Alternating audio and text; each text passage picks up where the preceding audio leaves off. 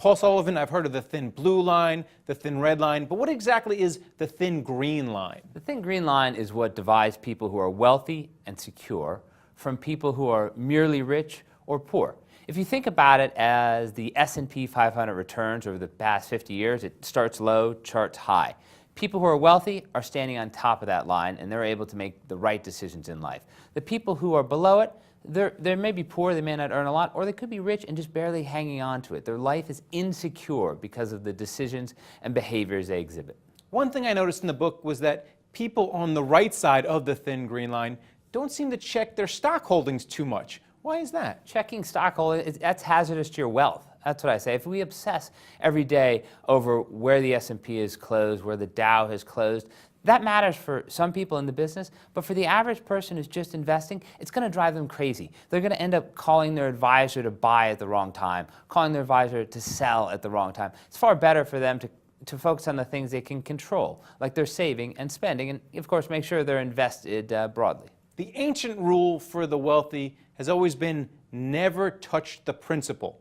Was that reinforced when you were researching the book? Only by the super wealthy, because look, if you've got 10 million bucks and you make 5% off that, most people can live on $500,000 for the rest of their lives. For everyone else, it's about trade-offs. One of the guys I talked to in the book speaks about funded ratios, common term with pension funds, but not for people. You have to start thinking, how long am I going to live? What are the chances that I'm going to spend X? You know, what do I want to spend money on? That's a better way, I believe, to sort of make those decisions that'll keep you on the right side of the thin green line going forward. Since you mentioned the super wealthy, did they have a view on the inequality debate when you were speaking with them? Sure. I mean, it exists. I mean, life is unfair. I mean, there's not a lot we can do about it. I mean, I noticed in the book that the people who sort of started from nothing and rose to something, they had a couple common threads. Their level of education was one of them. They're highly educated, or they had a focus. In some of the research I did, we called it sort of internal locus of control. What it means is a drive, that eye on the prize. They never let things go. And so for them,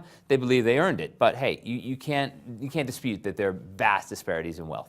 Do they believe in spending on education? And what's the best way to spend on education in the view of the people on the right side of that thin green line? Look, if you could spend a lot of money on your kid at any one time in your kid's life, it'd be from ages 3 to 8. The reason is that's when you develop those core skills that we as parents want our kids to have. You know, resiliency, persistence, perseverance. Those soft skills get developed young. I'm not saying it's a waste to spend money on your kid in high school, but you're going to have to spend a lot more money to have the same results as if you poured it in between ages 3 and 8. What about leaving money to those kids? Talk about where the people that you studied felt about just let them take it all, or did they put strings on the inheritances? What do they do? Look, this is one of those great champagne problems that keeps the super wealthy up at night. What am I going to do with all the money I have left over? Most people in America would love to have that problem. I think what they fear more than anything is not the money. They fear entitlement. Entitlement is the dirtiest of dirty words. And I talk a lot in the book about how entitlement really has nothing to do